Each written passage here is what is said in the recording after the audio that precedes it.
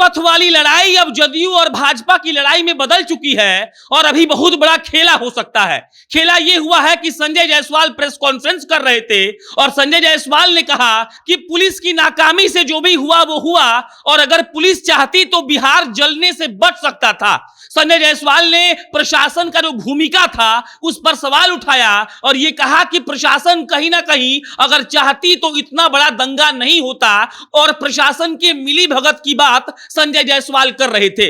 यह सीधा आरोप था नीतीश कुमार पर, उनके प्रशासन पर, उनके गवर्नेंस के तरीके पर। और उसके बाद जो हुआ वो सुनकर आपको लगेगा कि बिहार में जो खेला कहा जा रहा है पिछले 6 महीने से वो शायद 4-5 दिन में हो जाए। कल दिन रविवार है, हो सकता है कि कल ही हो जाए। खेला यह हुआ कि जब संजय जायसवाल ने ये सब बातें कह दी तो जदयू के राष्ट्रीय अध्यक्ष लल्लन सिंह आते हैं और लल्लन सिंह कहते हैं कि संजय जायसवाल अपना मानसिक संतुलन खो चुके हैं। उनको नहीं पता है कि नीतीश कुमार गुड गवर्नेंस के लिए जाने जाते हैं, उनको नहीं पता है कि सत्ता कैसे चलाई जाती है, उनको नहीं पता है कि नीतीश कुमार कितने अच्छे नेता हैं। और उसके बाद लल्लन बाबू कहते हैं कि संजय जायसवाल को नीतीश कुमार को सिखाने की जरूरत नहीं है।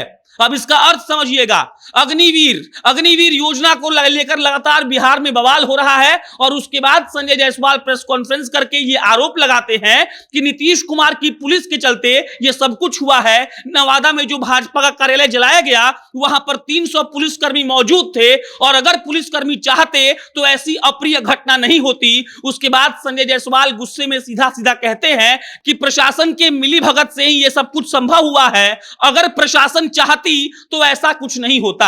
और इसके जवाब में जल्दी से आते हैं राष्ट्रीय अध्यक्ष जदयू के लल्लन सिंह और वो सीधा आरोप लगाते हैं कि लल्लन सिंह कहते हैं कि संजय जायसवाल अपना मानसिक संतुलन खो चुके हैं, उनको नहीं पता है कि वो क्या बोल रहे हैं। और उसके बाद लल्लन सिंह ने जो कहा वो सुनकर आप कहेंगे कि अब तो खेला होगा, जदयू और भाजपा में टूट हो सकता है। लल्लन सिंह कहते हैं कि हम क्या गोली चलवा देते अपने लोगों पर। और लल्लन सिंह उदाहरण देते हैं भाजपा शासित उन राज्यों का और वो कहते हैं कि उत्तर प्रदेश में भी तो बवाल हुआ था, तो आप लोगों ने गोली क्यों नहीं चलवा दिया? क्या आप लोग गोली चलवा देते? क्या आप लोग अपने लोगों को मार देते? और ये सवाल सुनकर आपको लगेगा कि लल्लन सिंह ऐसे उखड़े उखड़े बात क्यों कर रहे हैं।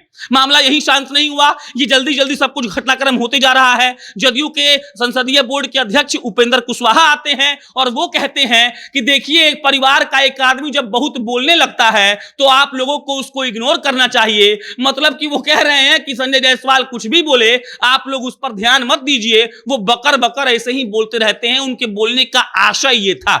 उपेंद्र कुशवाहा ने कहा कि उन्होंने तो शराबबंदी पर भी सवाल उठाया था, इसीलिए उन पर हम क्या बोले। और इसका मतलब यह है कि सीधा सीधा उपेंद्र कुशवाहा ने संजय जायसवाल को एग्जिस्टेंस को ही नहीं माना है। उन्होंने कहा है कि संजय जायसवाल कुछ भी बोलते रहते हैं, उनके बात पर ध्यान मत दीजिए और ये लड़ाई अब कितनी लंबी जाएगी आपको और हमको देखना बचा हुआ है। मतलब ये कि जो लड़ाई अग्निवीर से शुरू हुई थी वो लड़ाई अब जदयू और भाजपा की हो गई है।